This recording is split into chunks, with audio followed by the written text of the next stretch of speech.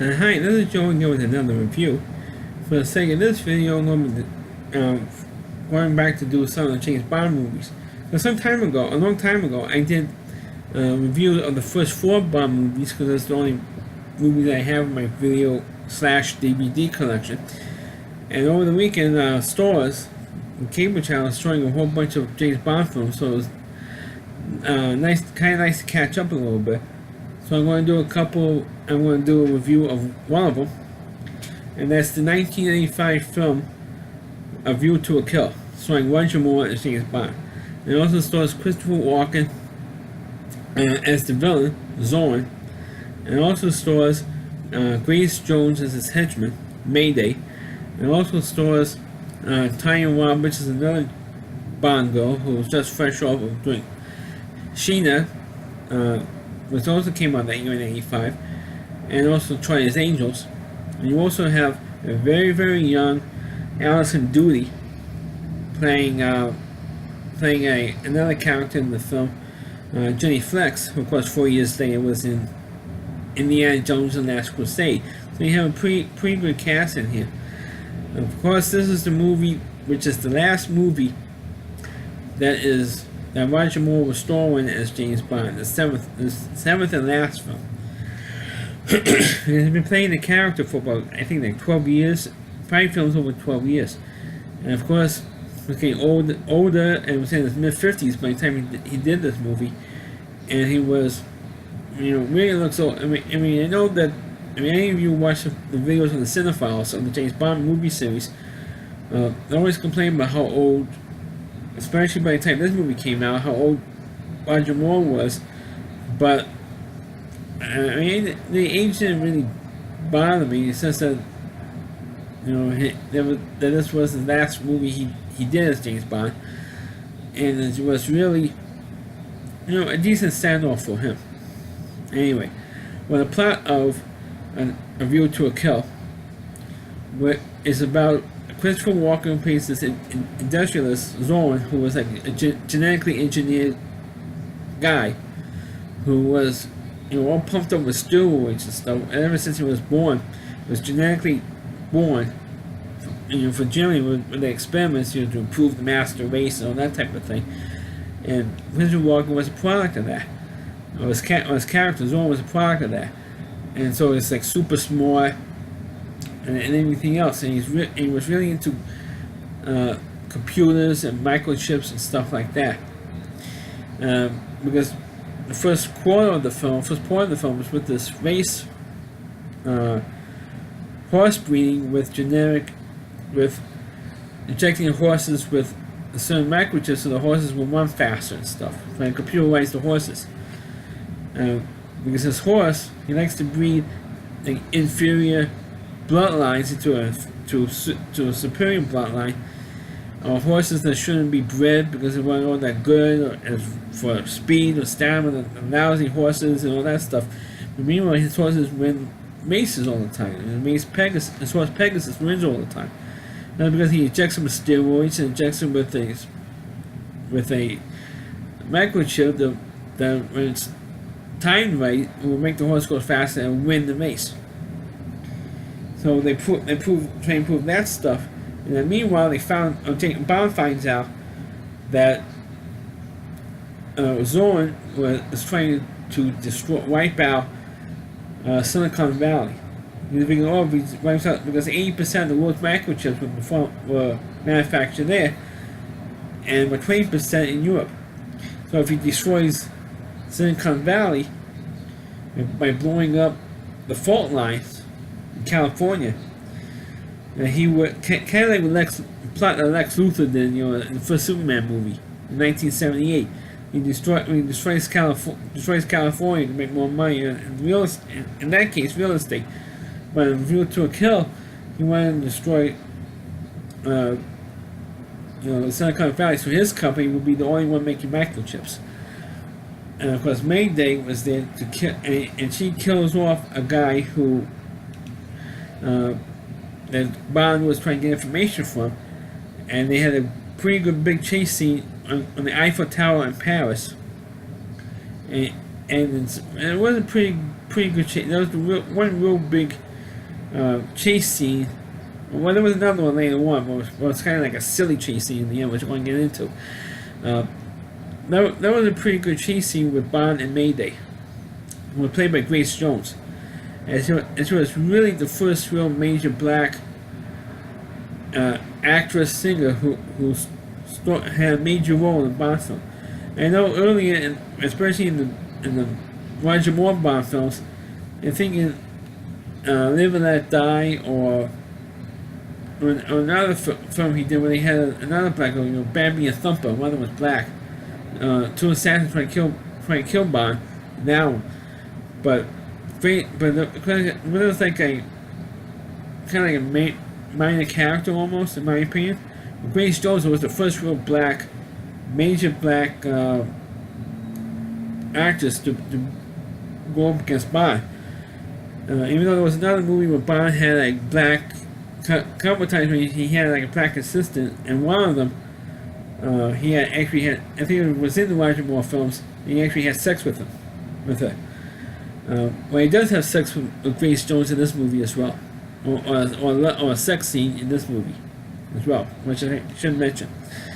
But to see a black actress playing against Bond and trying to be, she was physically could kick James Bond's ass, and because she was physically fit to go up against him. But it was kind of interesting in a way, and to me, Grace Jones gave a great performance in this film. Because she was smart, she was telling not bad looking, and could kick some ass. And of course, you do see her in a nude scene where she was shot from the back, but you see her like it's implied that she's nude when she's shot from the. You gotta saw her from the back to the front, because they don't show nude in these Bond films. But you sort of went, damn. That Bond's getting along with Grace Jones in this movie. But we're getting back to the plot. Bond tries to stop Zorn any way he can, and he joins up with a girl, with Tanya Roberts, who, like I said, was coming off of the movie Sheena, came out the same year as View to a Kill, and from Charlie's Angels. She replaced Kate Jackson on Charlie's Angels, actually. In Charlie's Angels, she was a redhead, and now she's a blonde. Anyway, she worked at a environmental group in San Francisco, and she helped Bond figure out what Zorn was up to. And she was Zorn trying to kill her, and that didn't work. And they also killed off a CIA agent that Bond was working with, and it was not Felix Leiter. That was one of the few times in the series where you didn't have Felix Leiter in the movie. Which is a shame. It's kind of like, what happened to Felix Leiter in this movie? But he plays with another character. And of course, you did have the big battle scene in San Francisco over the Golden Gate Bridge, where it was after Bond with Mayday stops the destruction of this mine, this abandoned mine that Zorn had, and trying to blow it up, because this is where the fault line was, and if Zorn blows up this particular fault line and floods it will cause a major, like two major earthquakes going on at the same time. There's two faults there: San Andreas fault and another fault. And they flood both of them, will cause two major earthquakes, will destroy Silicon Valley and flood it. They wanted to totally destroy Silicon Valley so he could own the company that makes all the magnets for the world. And of course Bond and Mayday did stop it from blowing up. They took the bomb out, and Mayday did, because what happened was the Zorn flooded the mine earlier, and he was killing a bunch of his guys, a bunch of his men who was loyal to him, and Mayday was stuck in there too, because she was chasing Bond and Tanya Roberts' character, Stacy. She was chasing both of them to kill him, and when she found out that Zorn flooded the mine earlier than it was supposed to. She felt screwed by him. I thought that jerk loved me, that big jerk. So she decides to help Bond out, and she did, and she stopped the mine. And she took the bomb out with Bond's help. Took the bomb out and out of the mine, and unfortunately she died. So we can save him. And trying to stop the bomb from destroying the mine.